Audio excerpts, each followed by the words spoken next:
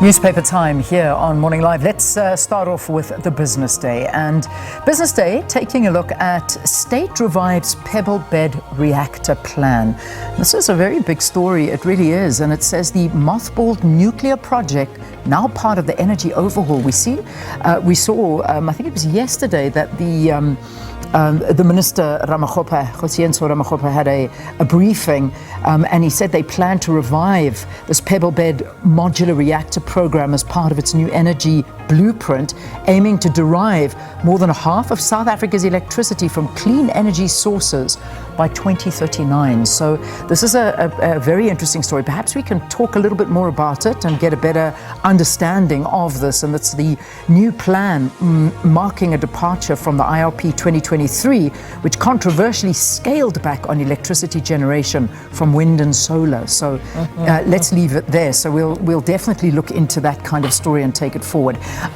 This one, resources drag JSE into the red, and Tiger nears the 60 billion mark. That's Tiger Brands. It increased nearly 1.7% on Friday.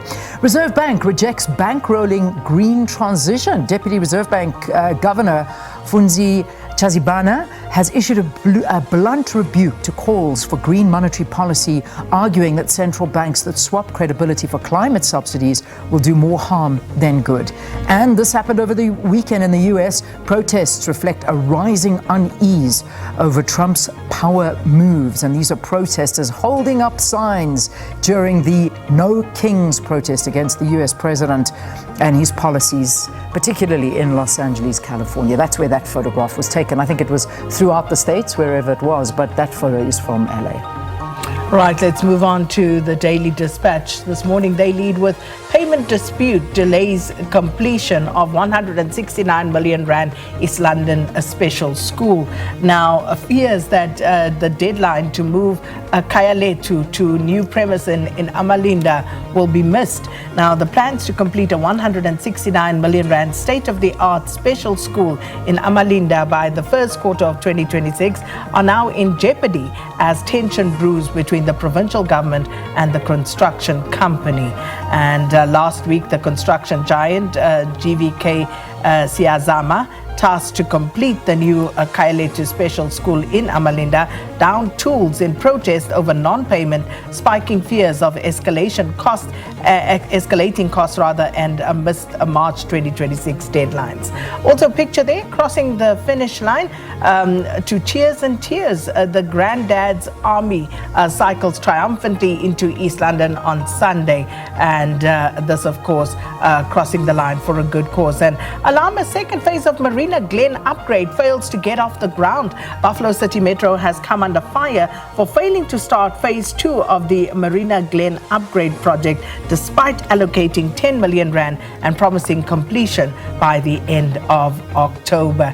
And on the top there, shock as Cape Town Marathon cancelled due to strong winds. That's also a big story this morning. Massive story, it really is. And just how you're feeling if you were a part of those runners that had registered. But let us know.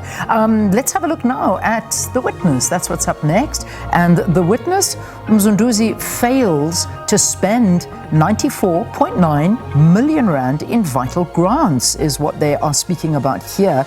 Despite growing service delivery failures across Pietermaritzburg, Mzunduzi municipality failed to spend nearly 95 million rand in infrastructure and conditional grants allocated for the 2024-2025 financial year. So that's a story they go big on there.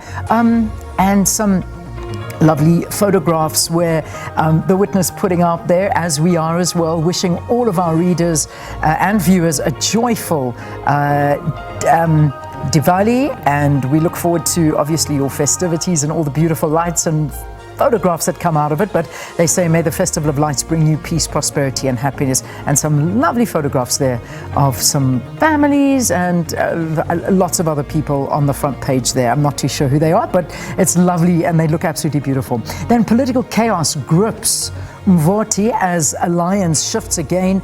That's the Mvoti municipality has once again changed leadership for the third time in 4 years, following a dramatic council meeting last Friday in which the Abantu Batu Congress, ABC and ANC successfully removed the IFP from power.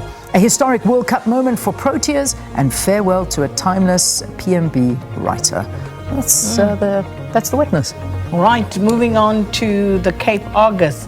No prizes for guessing their lead story this morning.